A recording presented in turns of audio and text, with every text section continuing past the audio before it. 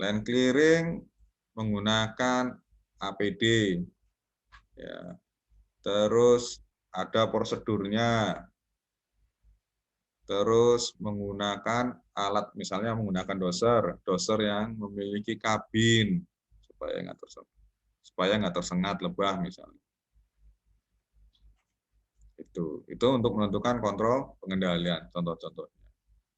Kemudian setelah kita menentukan kontrol pengendalian, kita review dan evaluasi serta peluang dari tindakan pengendalian. Ya. Kita evaluasi lagi, kita review lagi, ada nggak resiko sisa setelah kita melakukan kontrol pengendalian. Apabila ada, ya kita lakukan pengendalian ulang lagi. Ya, sampai nilai resiko itu bisa diterima. Ya. Diterima oleh kita untuk bisa dilakukan pekerjaan. Ya.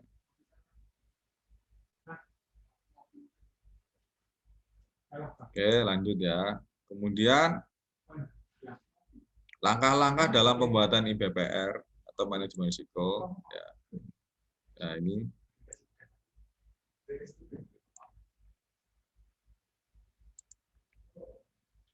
identifikasi bahaya resiko MK3L. Kita mengidentifikasi dulu bahaya resikonya, baik secara internal maupun secara eksternal. Internal apa? Ya. Misalnya lingkungan internal yang mempengaruhi organisasi perusahaan dalam upaya mencapai tujuan. Kemudian secara eksternal, ya paling gampang eksternal ya dari luar gitu. Kalau internal dari dalam. Ya, lingkungan eksternal yang mempengaruhi organisasi perusahaan dalam upaya mencapai tujuannya. Kalau eksternal bisa masyarakat, bisa pemerintah, ya. Kemudian dari peraturan, kemudian dari owner, ya. Kemudian kalau yang internal apa aja contohnya? Yang dari internal perusahaan lah ya. Dari proses pekerjaan kita, ya. Baik dari misal dari operation, dari kegiatan workshop, SDM, ya. Misalnya pembelian, penerimaan barang, itu pasti kan ada bahayanya. Silakan identifikasi sesuai dengan masing-masing proses pekerjaan. Ya.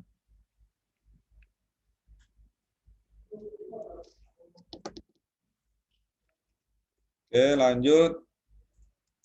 Ya. Untuk faktor internal, semua kegiatan yang dilakukan oleh karyawan, kontraktor, dan supplier, baik yang bersifat rutin dan tidak rutin, terkait dengan perilaku dan kapabilitasnya. Ya, terkait dengan pekerjaan kita, rutin atau tidak rutin. Misalnya tadi, pekerjaan land clearing, rutin atau tidak rutin. Batasan rutin apa? Misalnya batasan rutin adalah setiap hari, setiap minggu. Ya. Kalau land clearing kan diperlukan ketika misalnya di awal project, di awal buka PIT baru, itu belum tentu setiap hari atau setiap bulan itu ada land clearing. Ya, itu bisa jadi masuk kategori tidak rutin. Nah, kategori rutin, misalnya di area workshop, service periodik, itu termasuk kegiatan rutin. Terus apalagi misalnya di kegiatan di warehouse, menata barang atau menerima barang, ya itu kegiatan rutin. Tidak rutinnya apa? Misalnya dari FOL, menguras tangki solar, itu adalah kegiatan tidak rutin. Ya. Menguras solar biasanya setengah 6 bulan sekali atau setahun sekali, ya. Nggak mungkin tiap hari untuk tangki fuel. Nah itu bisa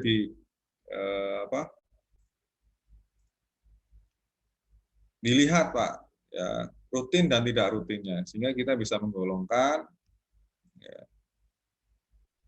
faktor-faktor internal ini tadi.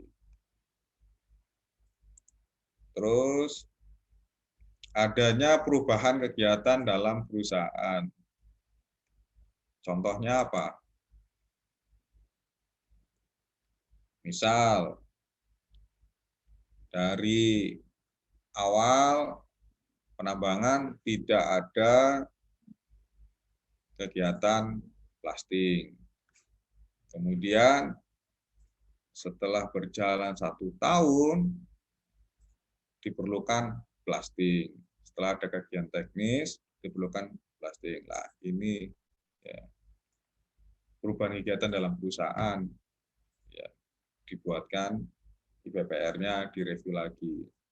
Kemudian semua bangunan fasilitas milik perusahaan, kontraktor atau supplier yang digunakan. Ya. Misalnya bangunan workshop, bangunan mes, ya, bangunan gudang anak kalau memang dari internal kita. Ya.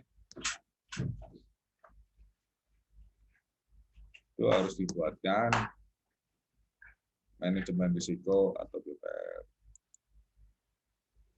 Kemudian semua kendaraan, peralatan, perkakas milik perusahaan, kontraktor, dan supplier yang digunakan. Misal, holding OB menggunakan HD dibanding holding OB kalau misalnya ada ya, menggunakan unit Scania, tentu nilai resikonya berbeda.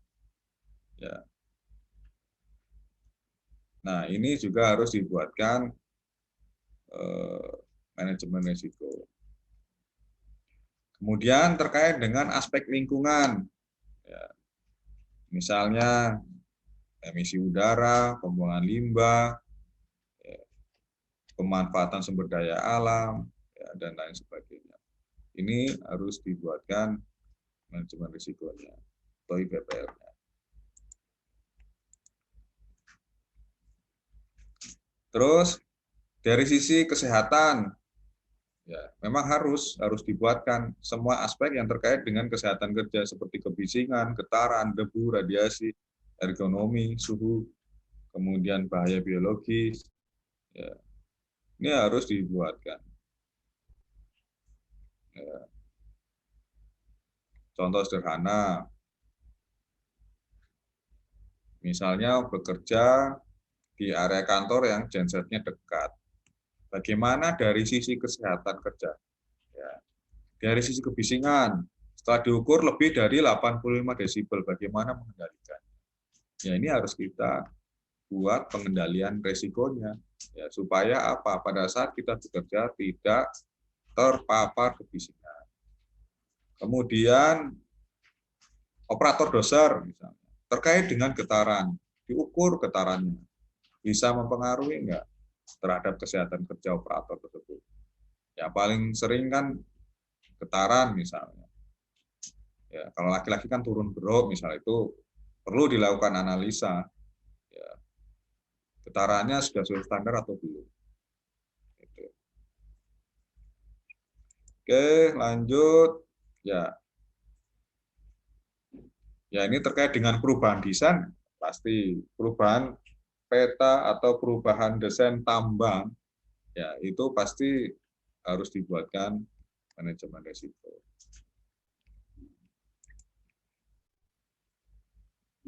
Kemudian dari hasil kajian teknis pertambangan, ya, dari hasil inspeksi, ya, dari kepala inspektur tambang, dari inspektur tambang, ya, ini dibuatkan juga manajemen risiko. Pasti ada ketika dulu sebelum pandemi itu per 3 bulan ada dari pihak pemerintah untuk melakukan inspeksi. Ya. Terus ada kajian teknis pertambangannya, ya, saya akan dibuatkan. Kemudian dari faktor eksternal, semua aspek akibat dampak dari interaksi dengan pihak luar, ya, seperti kontraktor, customer, masyarakat, ya, dan pihak-pihak lain. Kemudian aspek akibat tuntutan luar, misalnya dari regulasi pemerintah, customer komplain, kemudian dari budaya, politik, hukum, teknologi, ya dari tuntutan luar ini juga harus dimasukkan ke dalam pembuatan manajemen risiko. Paling sering kan customer complaint, kemudian peraturan, ya peraturan ini juga dimasukkan. Misalnya terkait dengan undang-undang atau Undang-Undang Nomor 1 Tahun 70. Kemudian Undang-Undang Nomor 70 itu tentang keselamatan dan kesehatan kerja. Kemudian terkait dengan 1827, kaidah teknis pertambangan yang baik, di pasal berapa kegiatan blasting misalnya, itu mengacu kepada peraturan nomor berapa, itu harus dimasukkan. Karena kita harus sesuai ikuti peraturan perundangan yang berlaku. Kemudian semua aspek yang terkait dengan perubahan desain, sama ya, baik internal maupun eksternal, tetap kita masukkan. Kemudian langkah pertama dalam menentukan bisnis proses dan aktivitas. Ya, ini terkait dalam pembuatan IPPR. Yang pertama, menentukan kerangka proses kerja, operasional kerja. Misalnya, proses kerja kita apa sih, gitu kan?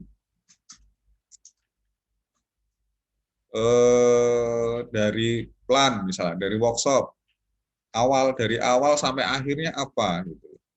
Dari membuat planning sampai ke GOH misalnya. Di dalamnya kan pasti ada planning, ada periodic maintenance, kemudian ada periodic maintenance, ada service, kemudian ada apa lagi sampai ke kegiatan GOH, kegiatan welding. Ya, gitu. Kemudian setelah menentukan bisnis prosesnya, tentukan subprosesnya. Misalnya dari tadi udah ditentukan misalnya product maintenance. Subproses dari bisnis ini apa sih? Kegiatan ini apa gitu. Misalnya mengganti oli, ya, atau mengganti filter. Ya.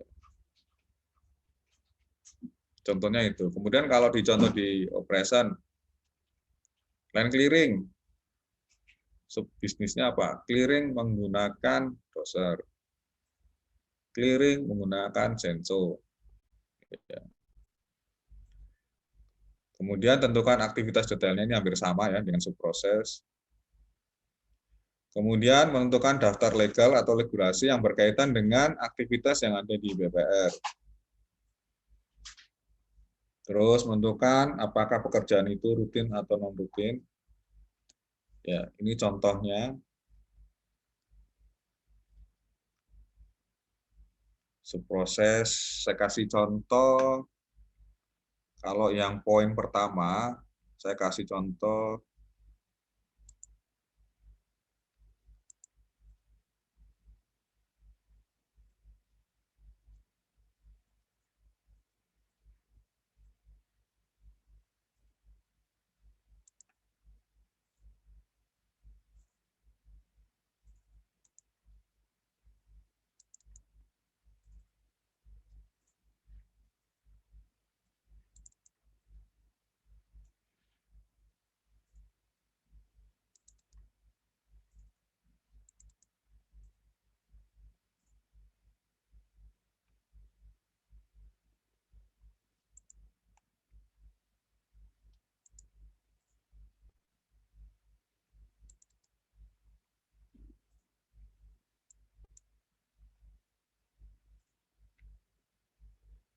kelihatan nggak Pak?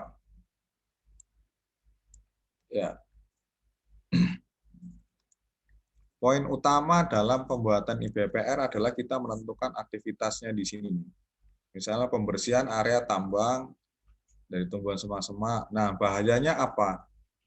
Boundary limit, terkena rebahan pohon, gitu kan. Terus serangan hewan buas, sengatan lebah, lahan hijau berkurang, ini terkait dengan enviro. Ya, karena ini kita ngomongnya IBPR, yang quality di skip dulu ya. Kita ngomongnya yang safety aja dulu. Terkena rebahan pohon safety, kemudian resiko. Ya. Potensi cedera atau patah tulang, pengendalian sudah ada. Pengendalian sudah ada itu berarti kita bahwa secara aktual kita di lapangan apa yang sudah pernah kita kendalikan. Pengendalian apa saja, misalnya dari pembersihan area tambang dan dari tumbuh-tumbuhan, misalnya operator sesuai persyaratan SOP land clearing, misalnya operator harus mempunyai skill land clearing, kemudian yang jelas mempunyai kimper ya, sudah mendapatkan induksi, sudah mendapatkan training misalnya.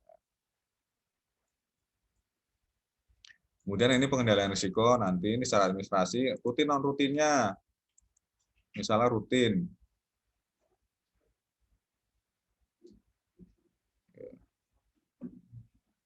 Kemudian peraturan yang terkait, ya, apa saja, ya ada ISO 45001, ada Kepmen SDM, ada PP nomor 50 tahun 2012 terkait dengan SMK 3, kemudian SOP-SOP yang terkait. SOP nggak masuk ya, ini keliru ya. Kemudian mengenai keparahan, tingkat keparahannya seperti apa? Dinilai 4321.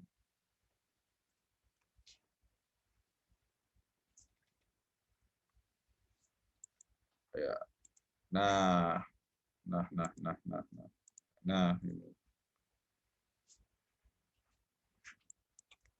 ini nanti Pak ya, nanti kita jelasin. Ada probability, kemungkinan ada severity, keparahan. Tinggal dikalikan, Mbak. Ya. Untuk langkah pertama, ya ini kita tentukan ininya dulu, Pak. Prosesnya kita, pembersihan area tambang, pemindahan lapisan tanah pucuk, kemudian overburden removal, misalnya pengangkutan overburden, ya coal atau ore cleaning dan coal gating, ya dan sebagainya.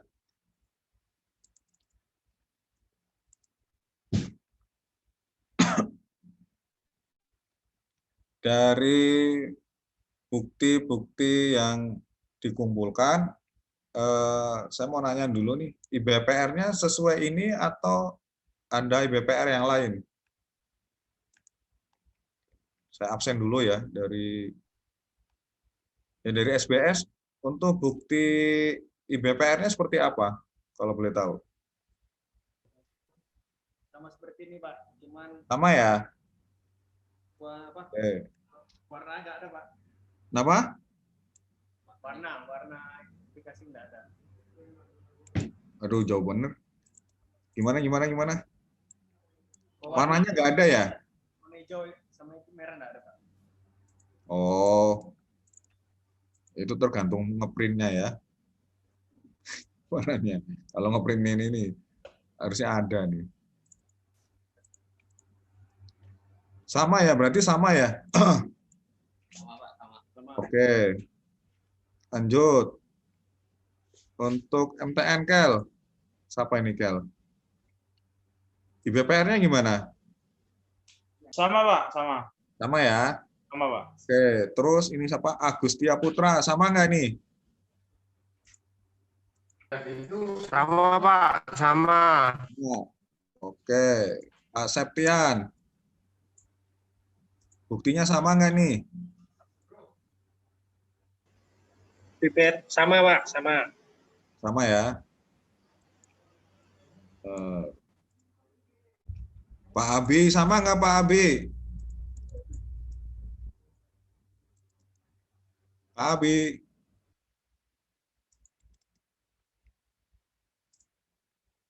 Oh, nggak ada orangnya nih. Pak Abi.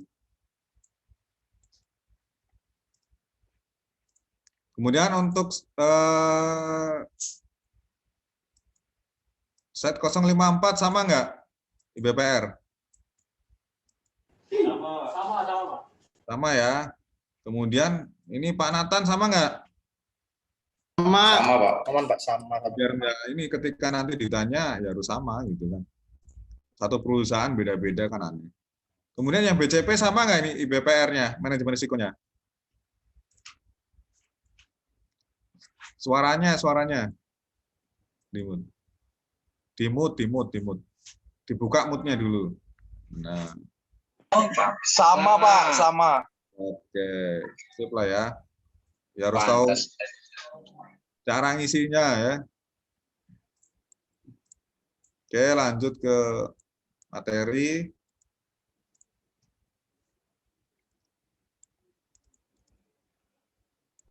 Ya. Ini langkah pertamanya ya. Diingat-ingat ya.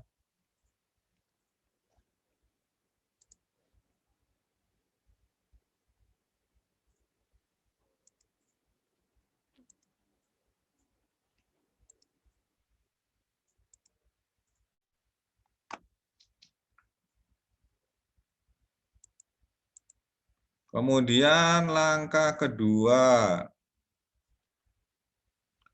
mengidentifikasi bahaya. Ya, mengidentifikasi sumber bahaya 4M 1L apa itu, Pak?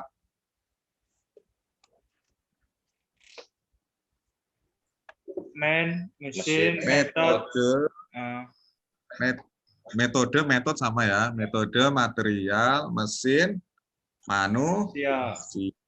terus L-nya adalah lingkungan atau environment. Ya, kadang ini sederhana tapi sering ditanyakan ya. 4M 1L.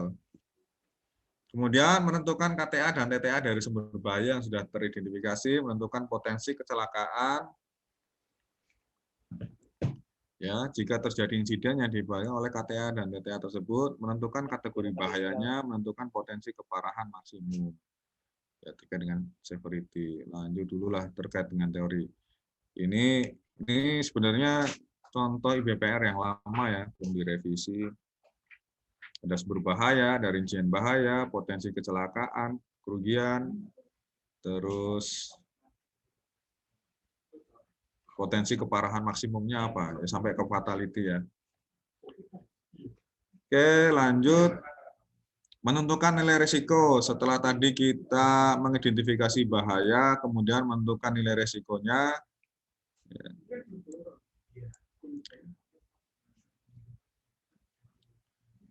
Nah, tadi risiko adalah nilai potensi terjadi insiden akibat munculnya bahaya.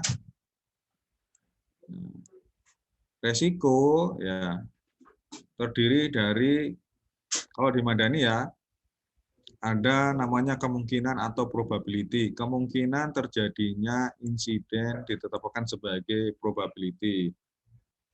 Kemudian hasil dari insiden. Ya.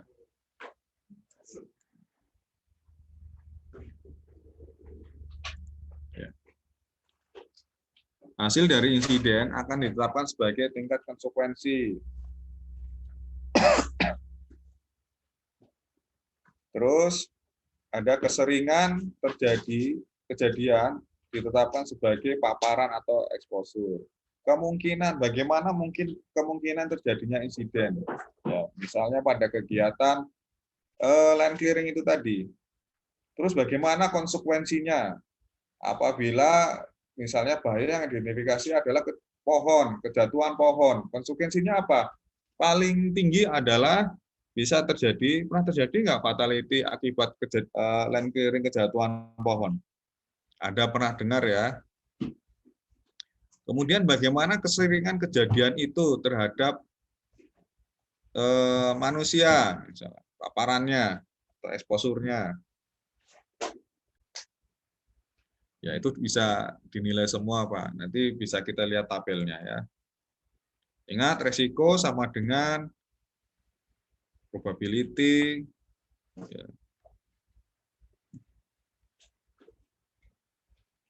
konsekuensi, dan paparan. Ya, ini tadi setiap potensi insiden dapat dinilai tingkat risikonya, kemudian tingkat risiko dapat mulai kombinasi ya. Kalau bisa dibagi, bisa dikali, bisa ditambah, bisa menggunakan tabel. Ya, kalau kita dikali, Pak, lebih mudah untuk menentukan tingkat risiko. Ya, nah ini paparan, ya, paparan. Paparan bisa terus-menerus, sering, kadang-kadang, jarang, tidak biasa. Bisa terjadi beberapa kali dalam sehari, misalnya paparan terjadi harian, paparan terjadi seminggu sekali, sampai paparan terjadi dalam setahun. Nilainya beda-beda, Pak, 5, 3, 2, 3, 5. Ini kenapa nilainya kok tidak biasa, pemaparan terjadi selama dalam setahun kok nilainya tinggi. Contoh, pekerjaan menguras tangki. Itu adalah pekerjaan misalnya setahun sekali. Bagaimana dengan paparannya? Besar atau kecil? Ya, terpapar ya. Besar. Besar. Ya, karena apa? Pekerjaan berisiko tinggi masuk ke dalam tangki bisa mengakibatkan kematian enggak? Bisa. Ya, meskipun jarang dilakukan, tapi ketika kita terpapar ya dengan pekerjaan itu ya Lagi orang, ada orang lagi kan. Ya akan menjadi besar. Ya. Oke, lanjut ke kemungkinan. Ya, ini kriterianya hampir pasti terjadi, kemudian mungkin terjadi, tidak biasa, namun bisa terjadi sampai sangat kecil kemungkinannya. Ini kemungkinan ya, ada nilainya 5, 4, 3, 2, 1.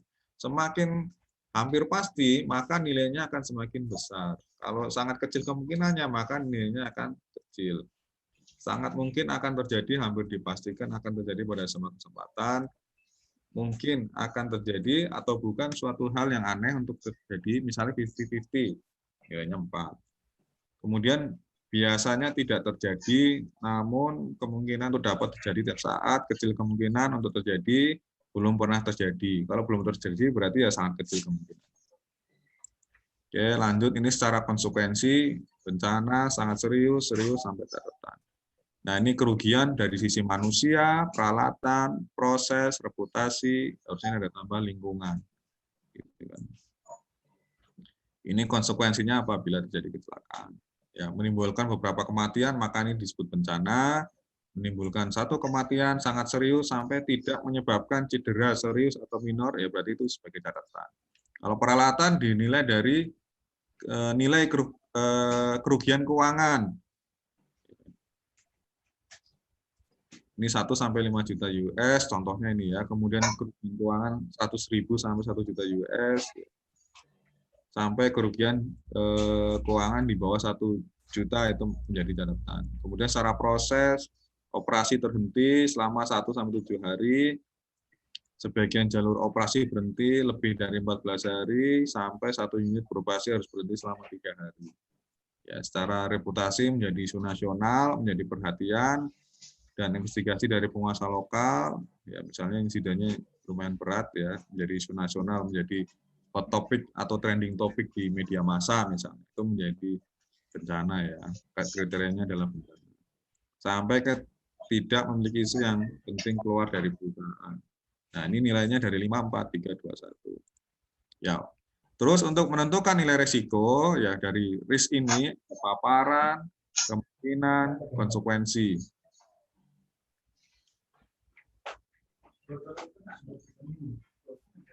Penentuan tingkat risiko secara skornya, hasil nilai risiko ini ya misalnya nilainya adalah 60 sampai 125, maka disebut sebagai ekstrim.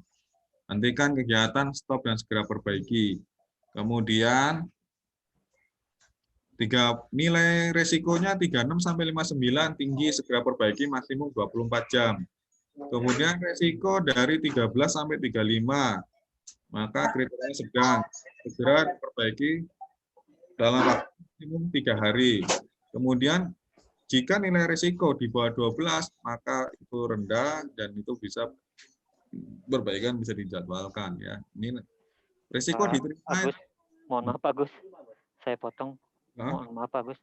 Ini kayaknya ada beberapa set yang dia jam pulangnya lebih cepat ini Pak Agus. Kita mau lanjut atau besok aja mungkin, karena kan sana masih WB, yang lain Wita Pak. Oh iya. Maaf. Ini kan Langsung teman-teman ini semua nih kayaknya kipas-kipas kepala itu Pak. Lanjut besok ya, lanjut besok ya. Buka puasa nih, udah lama nih.